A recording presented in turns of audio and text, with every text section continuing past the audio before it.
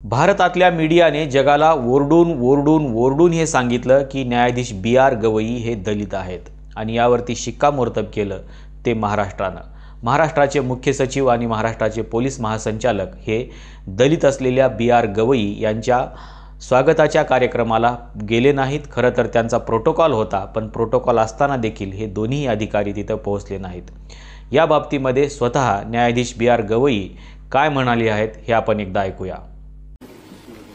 महाराष्ट्र राज्यातला एक व्यक्ती चीफ जस्टिस ऑफ इंडिया म्हणून महाराष्ट्रात पहिल्यांदा येत असताना महाराष्ट्राच्या चीफ सेक्रेटरीला किंवा महाराष्ट्राच्या डायरेक्टर जनरल ऑफ पोलीसला किंवा मुंबईच्या पोलीस कमिशनरला तिथे येण्याची योग्यता वाटत नसेल तर त्याबद्दल त्यांनीच विचार करायला पाहिजे की मला प्रोटोकॉलचा बिलकुलही हे नाहीये। मी अजूनही अमरावतीला जातो, नागपूरला जातो तर मी पायलट एस्कॉर्ट घेऊन जात नाही। सुप्रीम कोर्टात येईपर्यंत अमरावतीला न्यायालयात असताना मी मोटरसायकलवरून फिरायचो मित्रांच्या। परंतु it's a question of respect by the other organs of the institution to the judiciary. एका राज्यघटनेच्या एका संस्थेचा प्रमुख ज्यावेळा पहिल्यांदा या राज्यामध्ये येत असेल आणि तोही त्या राज्याचा, तर जी वागणूक त्यांनी दिली ती योग्य आहे की नाही हा त्यांनीच त्यांचा विचार करावा। या लहान लहान गोष्टीमध्ये मला हे नाही, दुसरा एखादा आमच्याला एखादा कोणी असता तर आर्टिकल 142 किंवा 140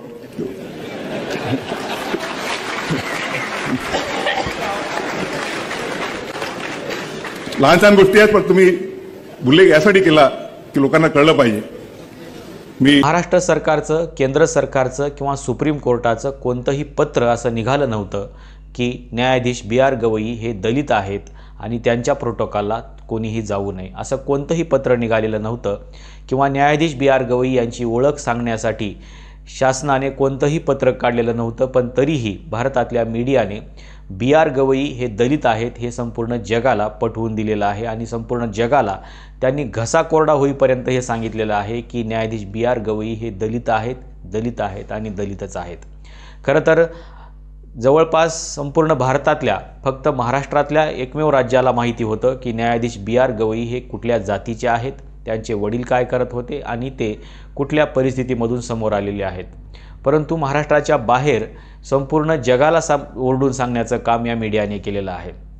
जर बी.आर. गवई केरळमध्ये गेले असते, बी.आर. गवई कलकत्त्यामध्ये गेले असते, बी.आर. गवई मद्रासमध्ये गेले असते किंवा इतर कुठल्याही राज्यामध्ये जर बी.आर. गवई गेले असते तर त्यांचा प्रोटोकॉल पाळला गेला असता आणि ते दलित आहेत हे कोणालाही माहीत झालं नसतं। परंतु हे ओळख पटवून देण्याचं मोठं काम, महत् काम हे भारतातल्या मीडियाने केलेलं आहे आणि त्यांनी भारतालाच नाही तर संपूर्ण जगाला बी.आर. गवई हे दलित असल्याची ओळख पटवून दिलेली आहे आणि त्याच्यामुळं बी.आर. गवई यांच्यासोबत संपूर्ण भारतामध्ये अशाच प्रकारचा व्यवहार येणाऱ्या काळामध्ये होण्याची शक्यता नाकारता येत नाही।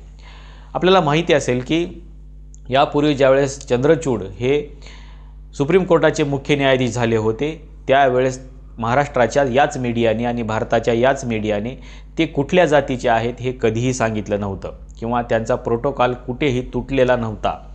ते भारतामध्ये जिथे जिथे गेले तिथे तिथे त्यांना सन्मानपूर्वक वागणूक देण्यात आली। परंतु न्यायाधीश बी.आर. गवई ज्या महाराष्ट्राच्या आहेत त्याच महाराष्ट्रामध्ये मुख्य न्यायाधीश असताना देखील त्यांचा अवमान करण्याचं काम आपल्या शासकीय यंत्रणेनं केलेलं आहे।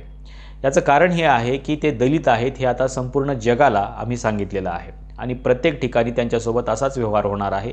ज्या पद्धतीचा व्यवहार चंद्रचूड यांच्यासोबत झालेला होता त्या पद्धतीचा व्यवहार न्यायाधीश बी.आर. गवई यांच्यासोबत होईल असं सांगता येत नाही। आपल्याला माहिती असेल की ज्या वेळेस एखादी उच्चवर्णीय व्यक्ती किंवा उच्च जातीतली व्यक्ती अशा पदावरती जाऊन बसते त्यावेळेस त्याची ओळख पटवून देत असताना जगभरातला मीडिया त्यांच्यासोबत हे अशा प्रकारचा व्यवहार करत नाही, तर त्यांच्या बाबतीमध्ये सांगत असताना ते सांगतात की त्यांची आई किती चांगली होती, त्यांचे वडील किती चांगले होते, ते किती चांगल्या कुटुंबातून आले, ते किती चांगल्या शाळेतून आले, त्यांनी किती मेहनतीने हे पद मिळवलं, त्यांचा संघर्ष कसा राहिला, ह्या सगळ्या गोष्टी ते सांगतात, फक्त त्याची जात सांगत नाहीत। मीडियाला अजूनही माहिती नसेल की चंद्रचूड कुठल्या जातीचे होते किंवा यापूर्वी जे काही मुख्य न्यायाधीश होते खन्ना ते कुठल्या जातीचे होते हे आणखीनही मीडियाला माहिती नसेल। परंतु मीडियाने मात्र न्यायाधीश बी.आर. गवई यांची जात शोधली आणि ते कुठल्या बॅकग्राऊंडमधून आलेले आहेत हेही शोधलं। न्यायाधीश बी.आर. गवई ज्या संघर्षामधून पुढे आलेले आहेत हे मात्र कुठल्याही मीडियाने सांगितलं नाही आणि त्यांनी हे सांगायला पाहिजे होतं की एखाद्या नगर परिषदेच्या शाळेमध्ये शिकलेला विद्यार्थी देखील या देशाच्या सुप्रीम कोर्टाचा मुख्य न्यायाधीश होऊ शकतो आणि मग हे मोटिवेशन त्यांना पटवून देणं गरजेचं होतं. परंतु हे मोटिवेशन मात्र कुठल्याही मीडियाने या विद्यार्थ्यांसमोर किंवा या देशातल्या तरुणांसमोर आणलं नाही. त्यांनी फक्त हेच आणलं की न्यायाधीश B.R. गवई हे कशा पद्धतीचे दलित आहेत. एका बाजूला आपण बघतोय की इतर जे काही लोक मोठ्या पदावरती जातात त्यांची ओळख अतिशय चांगल्या पद्धतीने मीडिया जगासमोर आणतो आणि दुसऱ्या बाजूला जे दलित लोक आहेत, आदिवासी लोक आहेत, ते ज्यावेळेस मोठ्या पदावरती जातात त्यावेळेस ते वारंवार ओरडू सांगतात की हे दलितच आहेत आणि मग त्यांची जगभरामध्ये ओळख पटवून दिली जाते. रामनाथ कोविंद ज्यावेळेस राष्ट्रपती झाले त्यावेळेस देखील मीडियाने हे सांगितलं की ते कुठल्या बॅकग्राऊंडमधून आलेले आहेत आणि ते कशा पद्धतीचे दलित आहेत. द्रौपदी मुर्मू ज्यावेळेस राष्ट्रपती झाल्या त्यावेळेस देखील त्या कुठल्या बॅकग्राऊंडच्या होत्या आणि त्या कशा पद्धतीने आदिवासी आहेत, दलित आहेत हे मीडियाने ओरडून सांगितलं.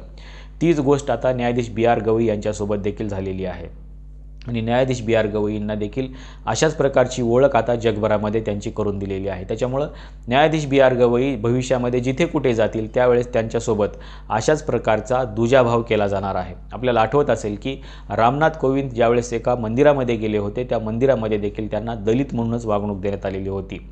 द्रौपदी मुर्मू ज्यावेळेस मंदिरामध्ये जातात त्यावेळेस देखील त्यांना दलित म्हणूनच वागणूक देण्यात येते कारण त्यांची ओळख सगळीकडे पटवून देण्यात आलेली आहे. जर समजा त्यांची ओळखच पटवून दिली गेली नसती आणि ते जर आपण उघडच केलं नसतं तर न्यायाधीश B.R. गवई अख्ख्या म्हणजे जवळपास 80% भारताला माहिती नाहीत की ते कुठल्या जातीचे आहेत आणि ते कशा पद्धतीचे दलित आहेत. परंतु मीडियाने मात्र हे सगळीकडे सांगून ठेवलं आहे की बघा ते जर तुमच्याकडे आले तर त्यांना दलित म्हणूनच वागणूक द्या. अशा प्रकारची माहिती देण्याचं काम त्यांनी केलेलं आहे कारण भविष्यामध्ये या व्यक्तीचा कुठेही सन्मान होऊ नये, वारंवार त्यांना अपमानाचा सामना करावा लागेल अशा प्रकारची परिस्थिती या मीडियाने सध्या निर्माण करून ठेवलेली आहे. आणि म्हणून हा जो काही मीडिया आहे या मीडियाला हे नियम घालून देणं गरजेचं आहे की ते कुणाच्याही जातीवरती बोलणार नाहीत. परंतु तसं कुठलेही बंधन आपण घालून देत नाही. खरं तर भारतीय संविधानामध्ये स्पष्टपणानं सांगितलेलं आहे की आम्ही कुठल्याही जातीचा, धर्माचा, पंथाचा, लिंगाचा उल्लेख करून कोणासोबतही भेदभाव करणार नाही. परंतु जर देशाच्या राष्ट्रपतीसोबत जसं की रामनाथ कोविंद असतील, द्रौपदी मुर्मू असतील किंवा देशाच्या सुप्रीम कोर्टाचे मुख्य न्यायाधीश असतील यांच्यासोबत हा जो काही भेदभाव केला जातो आहे किंवा त्यांची जी काही ओळख जगभराला पटवून दिली जाते आहे ही खऱ्या अर्थानं घटनाविरोधी आहे आणि त्याच्यामुळं या बाबतीमध्ये एखादी सुमोटो याचिका दाखल करून या सगळ्यांवरती गुन्हे दाखल करणं गरजेचं आहे. कारण आम्ही हे सांगितलेलं आहे भारतीय संविधानाच्या मूलभूत अधिकारामध्ये की आम्ही अशा प्रकारचा कुठल्याही जातीचा, धर्माचा, लिंगाचा किंवा वंशाचा भेदभाव करून किंवा त्याचा उल्लेख करून कोणासोबतही डिस्क्रिमिनेशन करणार नाही. परंतु हे मात्र रोजच होतं आहे आणि तेही ज्यांच्यावरती राज्यघटनेच्या मूलभूत चौकटीची सुरक्षा करण्याची जबाबदारी आहे त्याच लोकांसोबत हे घडतं आहे आणि त्याच्यामुळं नेमकं या देशामध्ये काय सुरू आहे आणि नेमकं या देशातल्या लोकांना काय करायचं आहे हे मात्र सिद्ध होत नाही. आणि राज्यघटनेचा हा खरं तर अवमान आहे आणि राज्यघटनेच्या माध्यमातून देशाच्या मुख्य न्यायाधीशाचा केलेला हा अवमान आहे. ही बाब लक्षात घेऊन या देशातल्या न्यायव्यवस्थेनेच कठोर पावलं उचलणं गरजेचं आहे आणि शासनानं अशा लोकांना दंड देखील ठोठावणं गरजेचं आहे. परंतु याच्यावरती मात्र कोणीही बोलायला तयार नाही.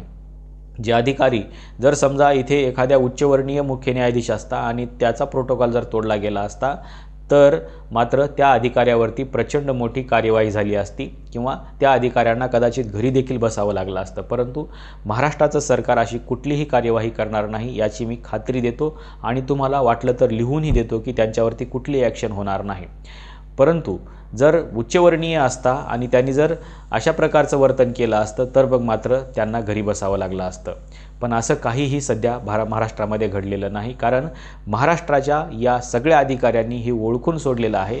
फक्त महाराष्ट्राच्याच नाही तर जगभरातल्या आणि विशेषतः भारतातल्या अधिकाऱ्यांनी हे जाणून घेतलेलं आहे की न्यायाधीश B.R. गवई हे दलित आहेत आणि यांची दलित ही ओळख पटवून देण्याचं काम या देशातल्या मीडियाने अतिशय प्रामाणिकपणे केलेलं आहे आणि हीच ओळख या न्यायाधीश B.R. गवई यांना मात्र भारतामध्ये फिरत असताना सातत्याने डिस्क्रिमिनेशनचा सामना करायला लावणार आहे. आपल्याला नेमकं या मीडियाने पटवून दिलेल्या या ओळखीबद्दल आणि याच्या परिणामाबद्दल नेमकं काय वाटतं हे सांगायला विसरू नका. या पटवून दिलेल्या ओळखीचे परिणाम न्यायाधीश B.R. गवई यांना इथून पुढे भविष्यामध्ये सातत्याने भोगावे लागतील का?